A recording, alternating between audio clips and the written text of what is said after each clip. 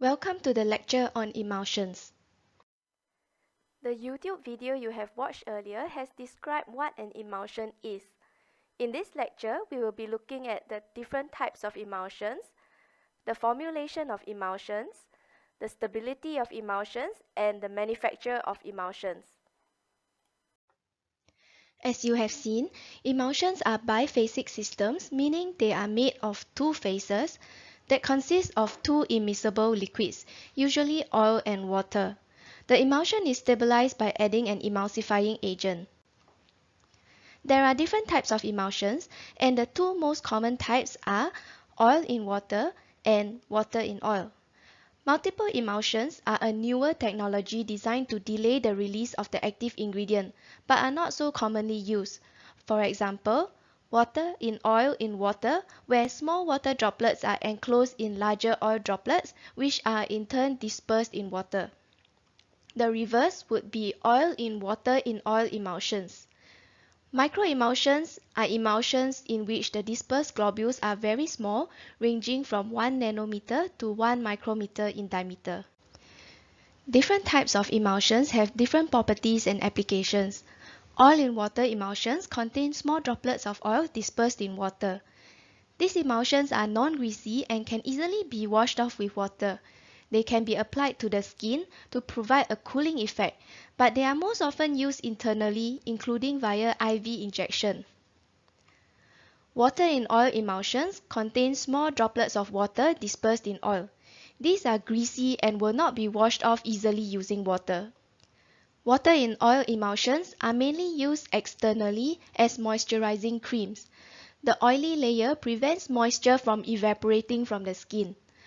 Water in oil emulsions are mostly designed for external use, but can sometimes be injected intramuscularly.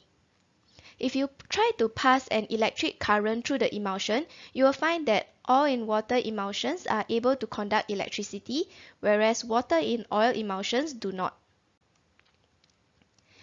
It is important to know the type of emulsion that you have produced because this can affect its properties and performance.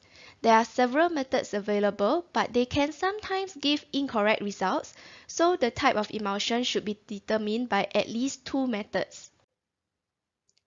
The dilution test is based on the fact that an oil in water emulsion can be diluted with water, and a water in oil emulsion can be diluted with oil.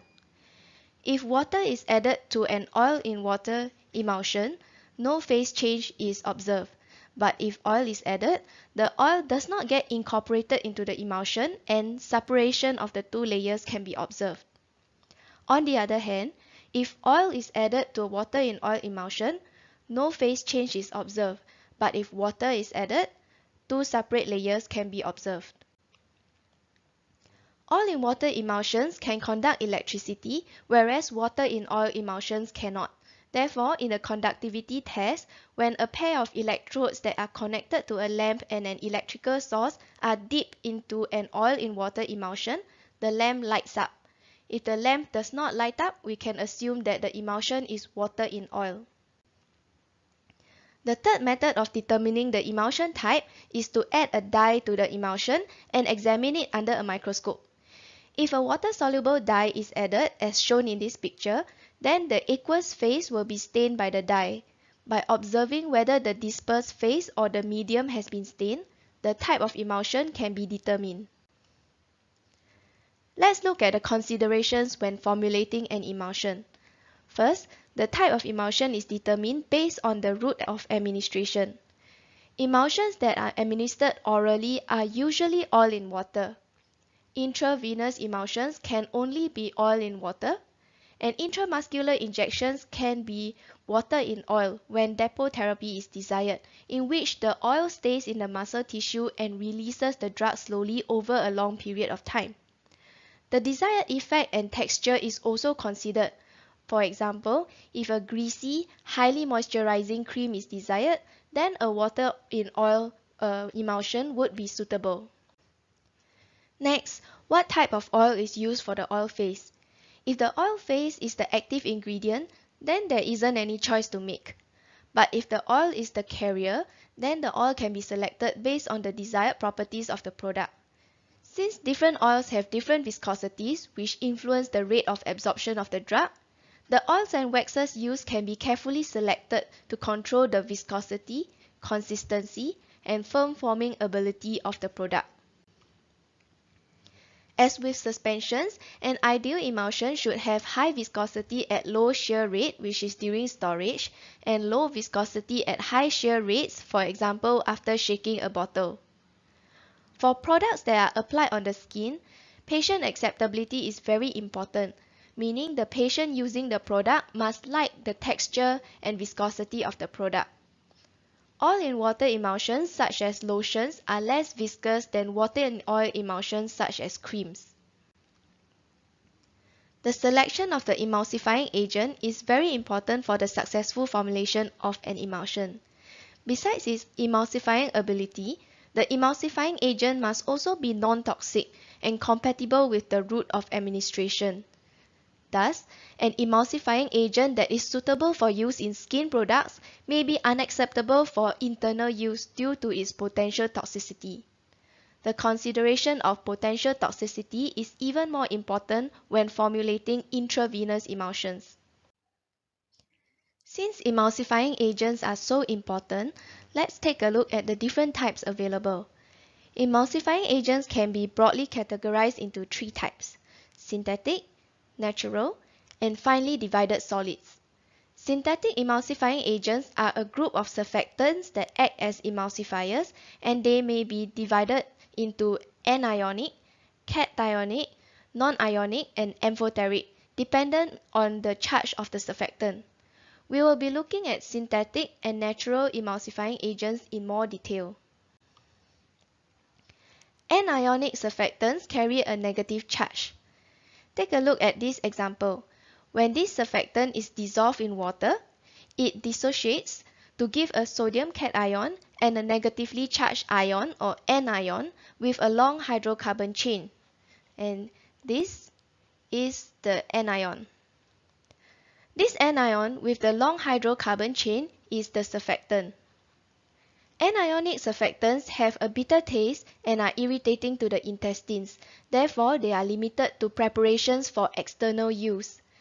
Examples of anionic surfactants are sodium lauryl sulfate and sodium oleate, which are commonly found in soaps. Cationic surfactants carry a positive charge. Take a look at the example below. When the compound is dissolved in water, it dissociates to give a negative ion, chloride, and a positively charged ion or cation. And this cation is the surfactant. Examples of cationic surfactants are cetrimide, benzalkonium chloride, and benzethonium chloride. These compounds have good antibacterial activity, and they are often used in antibacterial products such as skin lotions or creams. Non-ionic surfactants are extensively used as emulsifying agents and can be used to produce both oil-in-water or water-in-oil emulsions for internal as well as external use. Non-ionic surfactants are popular because they are not affected by pH changes and the presence of acid and electrolytes. They also show low irritancy to body tissues compared to the ionic surfactants. There are many non-ionic surfactants. Two examples are spans and twins. Amphoteric surfactants have both cationic, which has a positive charge, and anionic, which has a negative charge, groups attached to the same molecule. Their ionic charge depends on pH. At low pH, they have a positive charge. At high pH, they have a negative charge. And at intermediate pH, they are Zwitter ions, meaning they carry both a positive and a negative charge. Amphoteric surfactants are less common. An example are betanes. So here's a summary of the synthetic surfactants. All of them have a hydrophilic, water-loving portion and a hydrophobic, water-hating portion. Non-ionic surfactants have no charge. Anionic surfactants have a negative charge. Cationic surfactants have a positive charge. And amphoteric surfactants carry both a negative and positive charge. Emulsifying agents can also be derived from natural sources, whether from plant or animal sources. However, there are disadvantages to using natural emulsifying agents. Their content can vary from batch to batch, and therefore their emulsifying properties and toxicity will also vary.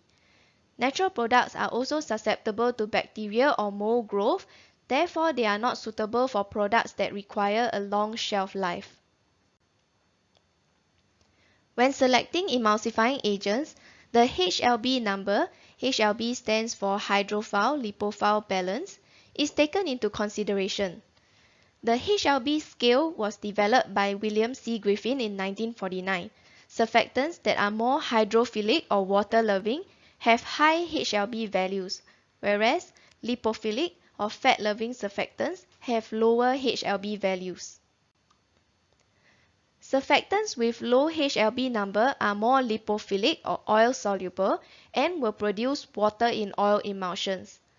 On the other hand, surfactants with high HLB number are more hydrophilic or water-soluble and will form oil-in-water emulsions. Here you can see that surfactants with HLB values from 4 to 6 are used as water-in-oil emulsifying agents, whereas surfactants with HLB values from 8 to 18 are used as oil-in-water emulsifying agents. Although a very useful tool, the HLB system does have some limitations. It does not take into account other effects such as the effect of temperature, the presence of additives, and the concentration of the emulsifier, all of which can affect the type of emulsion formed. Just for your reference, here are some HLB values of common emulsifying agents.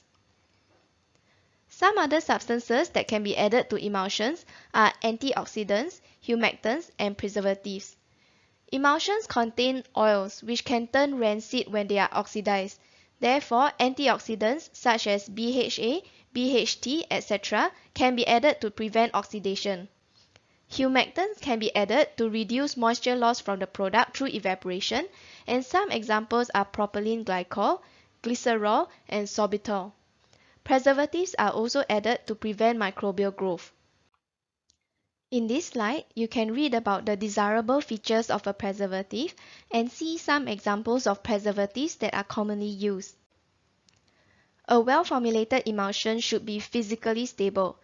Otherwise, the emulsion will soon revert back to two separate water and oil phases. The emulsion should also be chemically stable, which means that the active ingredient and the additives are not degraded quickly. Let's look at physical stability of emulsions in greater detail. Several phenomena are associated with physical instability: creaming and sedimentation, flocculation, coalescence, which can lead to cracking, and phase inversion. Creaming occurs when dispersed droplets move upwards in the emulsion, whereas sedimentation occurs when the droplets move downwards. This can be observed by a difference in the color shade of the layers. In this picture, it is very obvious that the emulsion in the third bottle shows creaming. Although creaming and sedimentation are undesirable, the droplets can easily be redispersed upon shaking. In the chapter on suspensions, you have encountered Stokes' law, which tells us that the rate of sedimentation is dependent on a few factors, including the size of the particles and the viscosity of the medium. The rate of creaming and sedimentation is also governed by Stokes' law. Therefore, the rate of creaming and sedimentation can be reduced by reducing the globule size of the dispersed phase and by increasing the viscosity of the continuous phase. In flocculation, the dispersed droplets come together but have not yet fused. When the droplets fuse to form larger droplets, this is known as coalescence. As coalescence continues, it ultimately results in the separation of the oil and water phases. This is known as cracking. Cracking of an emulsion can be due to the addition of a chemical that is incompatible with the emulsifying agent. For example, a cationic surfactant like cetrimide is incompatible with an anionic emulsifying agent. Cracking can also be caused by bacteria which cause decomposition of the emulsifying agent and changes in pH and temperature. In phase inversion, oil in water type emulsion changes into water in oil type and vice versa. It may be brought about by adding an electrolyte, changing the volume ratio of the oil and water phases, and by temperature changes. Phase inversion can be minimized by using the proper emulsifying agent in adequate concentration, keeping the concentration of dispersed phase below 60%, and storing the emulsion in a cool place. Since physical instability can result from changes in temperature and from microbial growth, it is important to keep emulsions in a cool, dry place and use preservatives to ensure that microorganisms do not grow in the product. There are several ways to prepare emulsions. These are some methods used to produce emulsions at the lab scale. Trituration methods involve grinding of one compound into another. I will post a link to a YouTube video which demonstrates the dry gum and wet gum methods. The bottle method is used for non-viscous oils and involves shaking of the ingredients together in a bottle. Some emulsions that are meant for external application contain ingredients that are waxy solids, which need to be melted before they can be mixed into the emulsion. At the lab scale, such emulsions may be prepared by heating the oily and aqueous phase to the required temperature and mixing them together in a mortar and pestle until it cools down. How about at the large scale? Due to the wide variety of formulations for emulsions, a wide selection of equipment is available for preparing emulsions at a large scale. We've come to the end of the lecture on emulsions. In this lecture, we've looked at the different types of emulsions, formulation of emulsions focusing mainly on the different types of surfactants used, stability of emulsions focusing on physical stability, and the manufacture of emulsions.